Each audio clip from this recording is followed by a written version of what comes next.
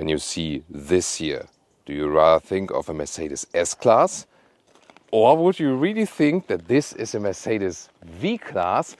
Yeah, is it the S-Class of vans? Does it even offer more comfort than the luxury sedan, especially here in the rear seat with the executive seating? We're going to find out with Thomas and Autogefühl in 4K, full screen, full length. Let's go with the Mercedes V-Class facelift in the exclusive trim. Not only the standing star on top of the hood, but also here the updated front grille with the more exclusive chrome trim. This is here where the sensor is hidden behind. Of course, you can also get more entry-level versions of a V-Class, more for family use and so on. But this is here then also the focus of how luxurious can it actually be. But the front cockpit will also feature a lot of updates, and exterior also with new designs for the wheels, for example, 17 to 19 inch.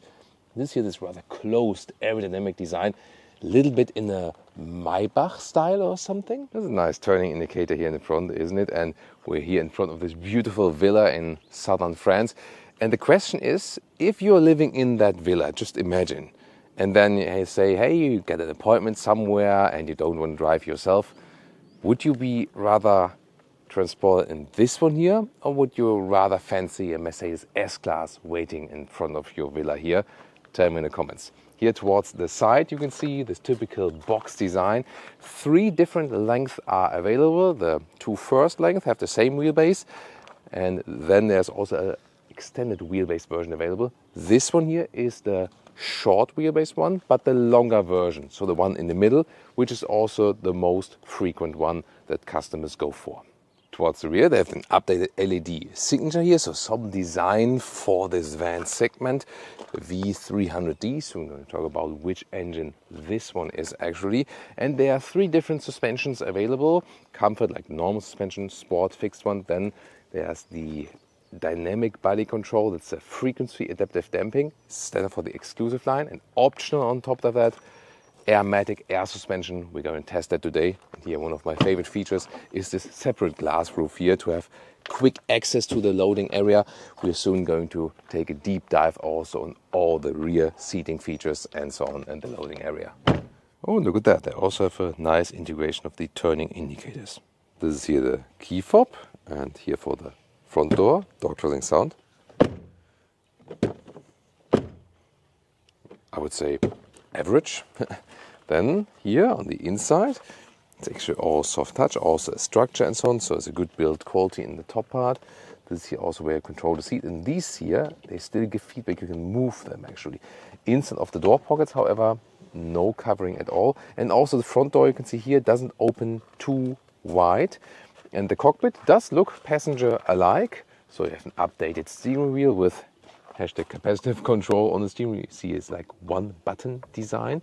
And also the seats, this is here animal skin. Fabric seats just in the very base versions. When you go for the higher trim levels, they don't have any alternative. And the seating comfort in the front, you sit upright. Yeah, it's like a captain seat here in the front. You are the captain. Headroom with 189, 602, enough left. Yeah, and it's really upright and comfortable, definitely. Look at that cockpit for a van. Wow. Here ambient lighting, you can adjust the colors and you can even see them in daytime. So the ambient lighting, of course, really exclusive to this segment. Then look at this decor element.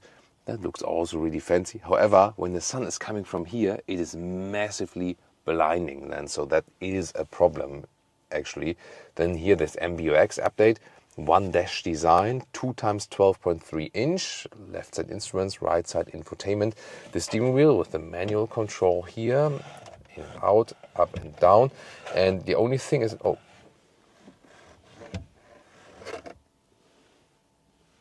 that's not the best sound though. However, the rest, how it feels, is actually quite smooth, just in this upper area there. I don't know.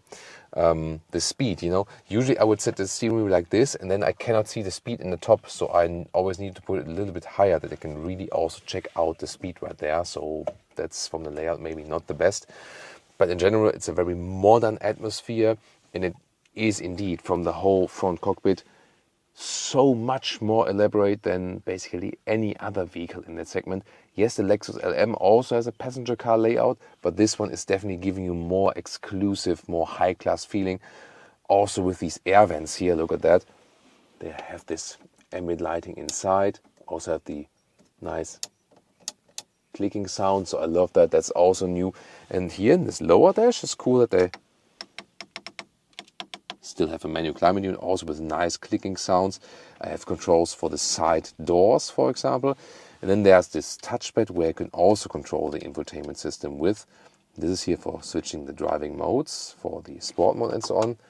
I turn on here the ignition, you can see I will switch to sport mode while we drive and so on. But however, I can also use this here as a touchscreen, of course. So probably in most cases this will be a better use case. This is the car internal GPS. You also have this satellite view. But of course you can also Android Auto and Apple CarPlay and so on. This is how you deactivate here the speed limit warner in the EU, or you hit the mute button, then it's also deactivated. Lower console here, some adaptive cup holders. And then you can put a smartphone here or also there. And this is here then for charging. So if you want to see what's going on in the rear, there's the normal back mirror. However, you can also switch to the camera view right here, and then you have the digital view to the rear. Sliding doors, no, on both sides. That's new actually. Also electric function here, and then you can take a look at that one. This is the executive seating interior, so the most luxurious as it can get. What do you think about that? Would you rather take a seat here than in a luxury sedan? Tell me in the comments, and I'm gonna find out as well now too. So yeah, first of all, the proof that here there's a second sliding door. There we go. So you can open it here, but you can also open it from the middle console. It's a strange position here for me, right? There's also a button right here where you can easily close it again. And at this moment, so this is here the longer version of the shorter wheelbase. Here, of course, yeah, there's a lot of legroom. Here the seats are all the way back, but you can also slide them forward. There's here like this lever, so you can walk this seat forward. Even like this. I mean, then it would be most trunk space. You can really vary that a lot. This is here a folding out table, and wow, look at these hinges. They are just massive, super stable indeed. And this is also completely flat. So yeah, but I mean, for a laptop or something, it would be actually too high. This is more for eating when stationary, of course. Don't eat in the vehicle while driving. So then we can fold that away. Here we go. So to adjust them like this, you can fix them again. There we go, like this, or push them away. And then we can go back once again a little bit more. So this then here for the most legroom experience. And then we have more electric controls here at the side. For example, there's like seat heating, seat cooling for the rear. And this is here without function because there's the manual slide. But then you can fold out the top part, so the lower part here for your feet. There we go. Let's see if I can simultaneously. This is only possible to use one-way function at the same time. So I have to wait for this to come up first. And then we can also put this seat down. I can also do it with the secondary seat here. So first of all, then here, look at that again for the footrest. Always looks cool, these electric functions, right? So this is also pretty long overall. And then let's go back here to the sleeping position. So we can turn the backrest all the way back. This might then be for, of course, I mean, theoretically you could drive with that, but it's not really recommended for safety reasons, you know, seatbelt and so on. Here you can also adjust electronically the head restraint. That is also possible. So, but that's it. So remember, in the Lexus LM you could fold it completely flat. That's not possible here. But like this, it's also really cool with the microfiber head restraint here. But then again, there is to me a design flaw with the seat. And the thing is that here, no matter if you're in the lying back position or if you're a little bit more upright, you always feel like you slide down a little bit, and you feel like it would like. Okay, I induced that now myself, but you know, when you start like this here and then lean backward, it's always applying a force downward that you feel like you would be sliding down. And that also didn't happen in the Lexus LM. I mean, it's all talking on a very high level here. And the seat is also equipped here with a massage function. There you see these cushions going in and out. This is here the control for the shades for the sunroof. Look at that, you can also leave some fresh air in, so you can really open that, so that's very seldom indeed. So then you can close it once again, and you can also apply a sunshade. There we go, and it goes simultaneously then in the front and also in the rear. Now the trunk or boot or loading area, here with the electric hatch. Of course it goes really wide, you always have to take care. Then I can even stand underneath it with 1A9 or 6x2. And then here the width is 1.20 meters or 47 inches. Here, when I have the executive driving position and the seats all the way back, you see there's still some space behind that. Of course, you can also get different seating setups for the V-Class in general, up to 8 seats actually. And then when I move that all the way back again, so I can put this one upright, and there's actually also a separate button for that I can hold. There we go. And I have to slide both seats forward. So I just do it in the very forward position now. There we go, for the maximum setup.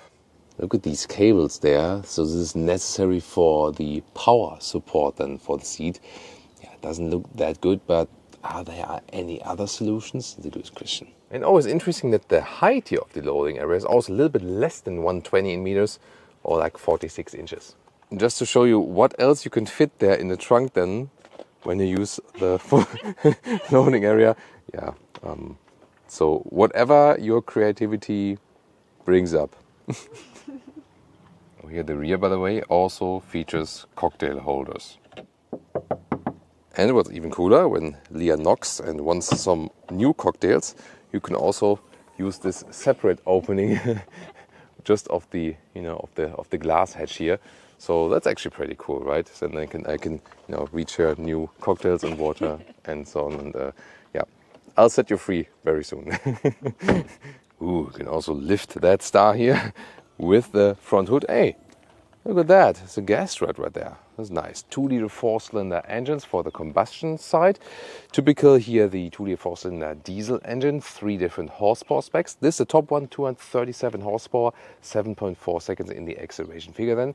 Usually rear-wheel drive, but you can also get all-wheel drive versions. And newly upcoming also a 2-liter 4-cylinder petrol engine at 8.1 seconds in the acceleration figure. So this might also be an alternative. It has a mild hybrid technology. The diesel will be more fuel saving on the motorway. And then of course there's also the EQV, the electric version with a 60 or 90 kilowatt hour battery. Welcome to Thomas's Driving Lounge, here with the Mercedes V-Class.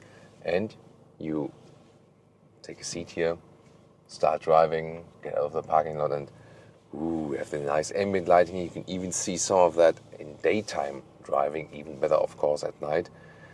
And you just start driving with a different feeling. You don't get this, I'm just driving the family van now, or I'm just driving the shuttle. You directly get something exclusive just from the looks, the dashboard here, with the updated MBUX and so on. So yes, that does give you some different kind of feeling while driving.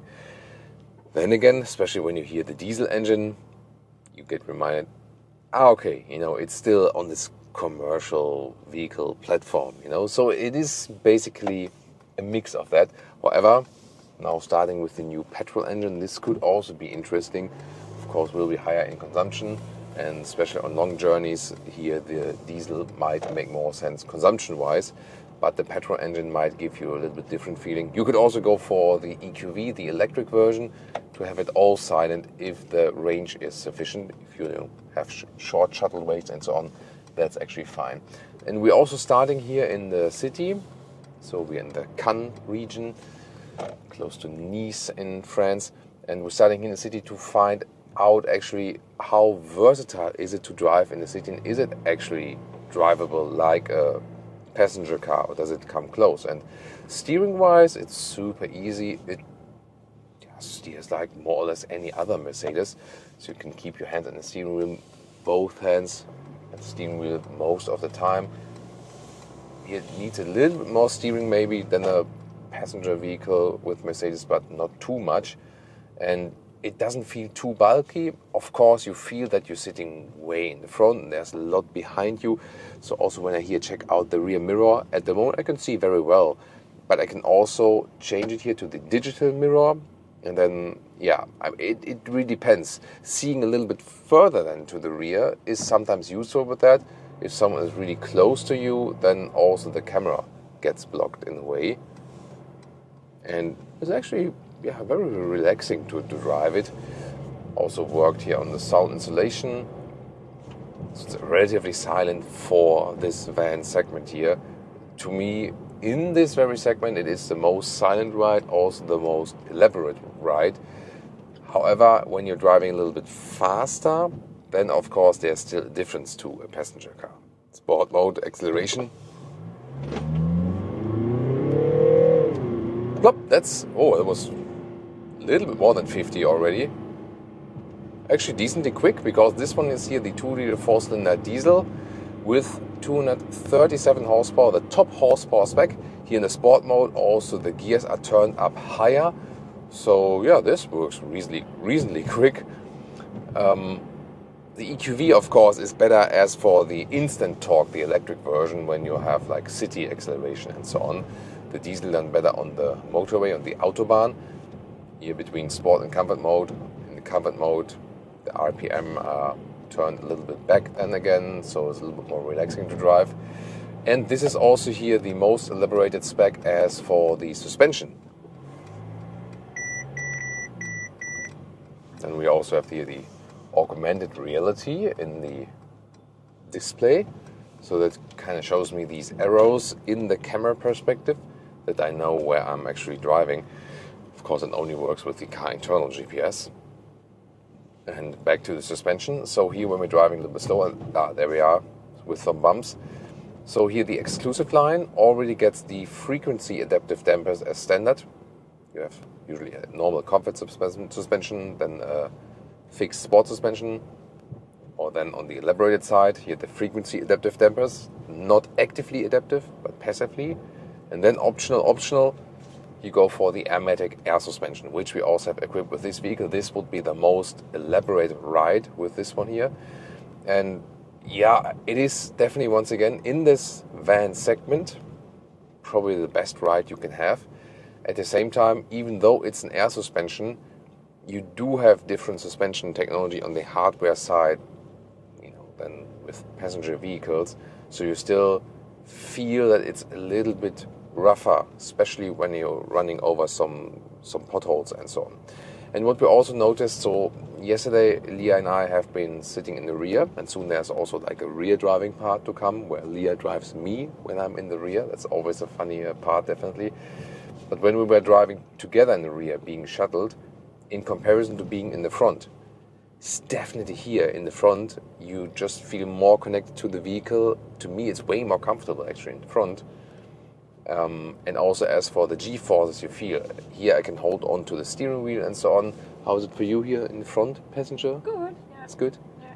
Because when we're driving, yeah, in the rear, it depends. When you're driving like constant speed and, not too many bends and so on, that's fine. But when there are a lot of bends and in city and when there are some bumps, you feel that more in the rear than you do feel that here in the front. I can already tell you that right now. It's probably from the driving experience the most luxurious you can get yet in a van segment. But of course, there is still a difference to an S-Class and so on. Also in driving, you just sit higher. There is more, like G-forces being applied, as for leaning of the vehicle, suspension technology and so on. You still feel that you're somehow driving this huge box here, But I actually feel quite comfortable driving in the city. Also doesn't feel too bulky or so, so you get along very well. So they have mastered that they brought as much passenger car technology as possible here to this segment here. And we are approaching the motorway. Go to sport mode one more time. Oh, downhill 32. Woo! Oh, that was 32.90 downhill though. Oh, yeah, it's quite loud from an engine, isn't it? But at least you do have the performance. There we go. You can also use shifting pedals actually here. For example, when I would be running down for a longer period of time to save some brake performance, then you can also use the engine brake with the shifting pedals, for example. Now it gets interesting because we're driving a little bit quicker, so around 90 kilometers an hour, so like 55 miles an hour. And yeah, once again, it is for this kind of vehicle very silent in here, so we don't have too much wind noise and so on. That's pretty cool. Then we can also see how it performs when I'm here at higher speed. Yeah, see, it doesn't shake up much, so it's also good. Very calm reaction also, actually, in this respect. Here now you feel also the air suspension. These waves in the road, they were even out very well. Good feeling for the brakes as well. Yeah, you also have good overview, especially when you have these rear windows there, that you can see everything. So the overview is, to me, actually quite nice. Here we go, let's see how agile it is. Still having fun? Okay. Yeah, the low seating passenger vehicles are definitely better on the passenger. You do feel that, no doubt about that. Yeah, especially when you drive a little bit quicker then. Yeah, it gets really narrow here, but yeah, it's again really cool that you don't have to steer that much with a lot of power, and you can still control that vehicle very well.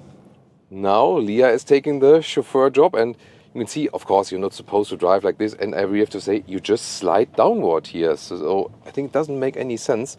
Maybe just for sleeping, and then the ergonomics are not that the best. So here I press the one button to put the backrest up again. Of course, you should always drive like that. And then also the lower part goes down. I mean, that one you maybe can have somewhat up or something, but then you can also adjust the footrest there in the lower part. That's also possible. So now comes the very crucial part of this video, because stationary is the one thing that you have more space here and so on. That's really cool, and I really love that. You can have like a personal conference maybe with your business buddies and so on. But when it's about driving, this is indeed something different. First of all, the seat themselves in the front part, I think they're kind of stiff. Like the Bolstring, the so-called Einsitzhöhe, listen and repeat, German Einsitzhöhe, like the seating height underneath is not the best one. So this is more plush and luxury sedan. And also in the animal skin surface is always kind of stiff, and they don't have any alternatives to that one yet here.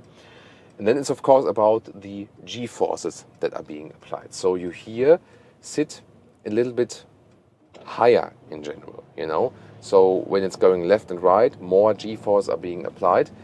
And yes, you have this luxury seating concept here, definitely, and you feel and see that and so on. But at the same time, you cannot deny it's still a van, and it moves like a van.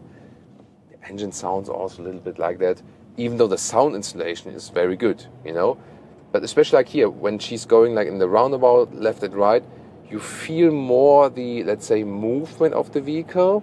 And that's just less in a luxury sedan where you sit closer to the road and you more have like this floaty ride.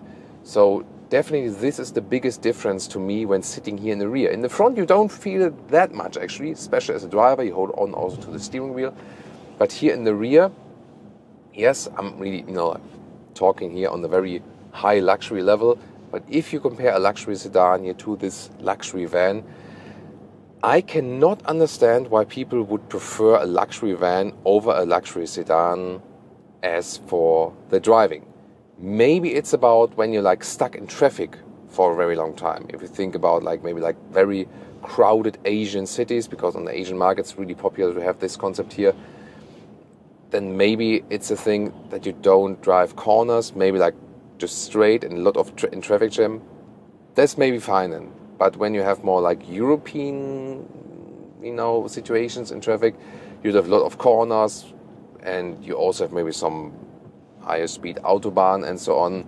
definitely as soon as it starts moving and also in different directions, the S-Class would always beat a V-Class, even if it's here the executive trim. And think about this price here, as it stands here right there, 117,000 euros. You can get a V-Class for 60,000 euros as an entry. You know, still not cheap, but here 117,000 euros or dollars for a luxury van. So when I just spent a day here on this little floaty and I'm enjoying my villa, would I drive the S-Class or the V-Class myself? And would I be rather driven in the S-Class or in the V-Class? That is the big question. We have recently seen that, especially on the Asian markets, these luxury vans, they have been surging and people rather go for these because you have so much space in the rear, you know, and you have the executive rear seating setup. You can have your conference, your personal conference maybe with your business mates in there and so on. But then again, from the exterior, of course, a luxury sedan looks better, doesn't it? Yeah, that's, I think, just the thing. But I think they made a very interesting job here to design this one on the exterior as close to a luxury vehicle as possible. And when you get to the interior, especially to the rear seating area, yes, here with the luxury van, you get inside and you think like, wow, there's so much space. That makes a lot of sense. That's actually a cool thing. It's a great idea. You can move around and so on. Then for a van in the front cockpit, this is as close to a passenger car as it could get. So I think they have managed that they get the most exclusive design for a van cockpit in the front in that very segment here. But then when you start driving, there's the big difference. And there I have to say a classic luxury sedan is just so much more comfortable while driving. The G-force application here when sitting in the rear is not really my favorite one. You get sick way earlier. It's quite often that I'm shuttled in these vehicles, maybe not in the most luxurious trim, but a normal V-Class or like a Volkswagen microbus or something. And I really tend to get sick when driving in the rear of these buses because you have the higher center of gravity. The suspension technology is not 100% comparable to the luxury sedans, even though this one was equipped with air suspension. So I really have to say, static, stationary, it makes sense. But as soon as you start driving, it would still be the S-Class to me. So that's my verdict. What do you think? Tell me in the comments. And also, if you went for this one, or if you know people who went for this here as a luxury transport, tell me why. Would be really interesting to know the different customer feedback from that.